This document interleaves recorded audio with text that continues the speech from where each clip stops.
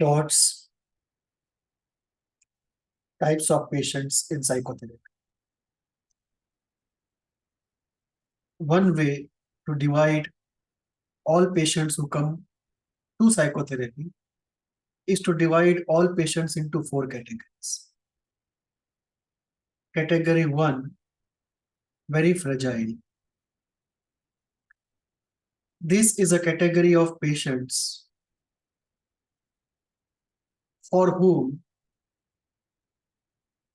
the very frame of therapy is too much to bear. It is threatening, it is disintegrating, it is causing a level of discomfort they just can't continue. And this category of patients, in view of Kernberg, should not be taken into psychotherapy.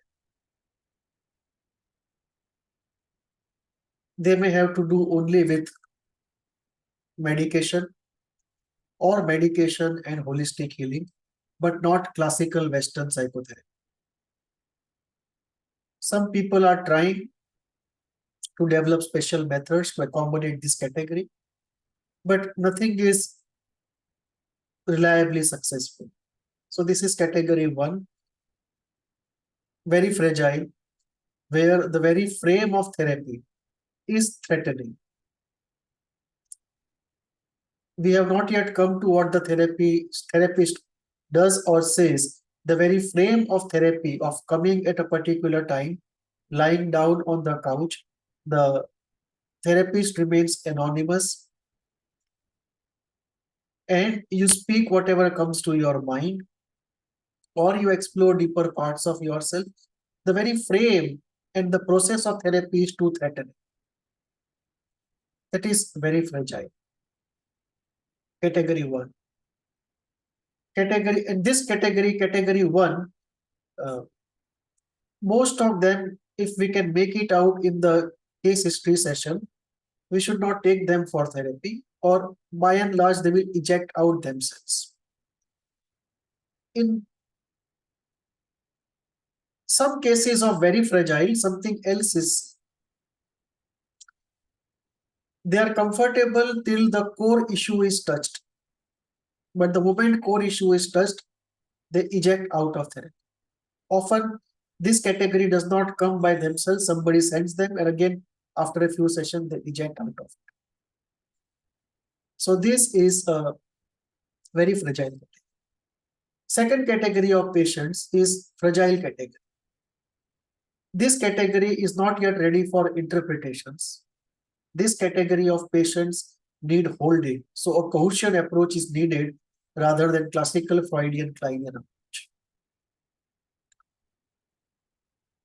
In this category, there are two special groups. Apart from the general group, there are two special groups. One group is that of fragile narcissists, where they will go on for a long time till the core is reached. And when the core is reached, they find it very threatening. And therefore, a long cohesion holding is necessary, and an extremely slow pace is necessary till the capacity is built up. And capacity building is a very important part of this very slow process. The second category in this fragile spectrum is where the process starts bringing up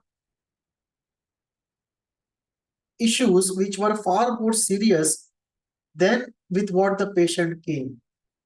So the patient came with a neurotic problem, but the exploration in therapy started throwing up psychotic symptoms. This is a second subgroup of the fragile category, where again extremely slow process is required and holding is required to build up the capacity. We have to be even more careful if we are dealing with psychotic character structure rather than a neurotic character structure. And as we discussed before, We can have a neurosis on the surface with a psychotic character structure, or psychosis on the surface with a neurotic character structure. And if we are dealing with a psychotic character structure at the depth, we have to be more careful in the fragile category. Third category is the regular category of patients, where classical interpretations and interventions of psychoanalytic psychotherapy works.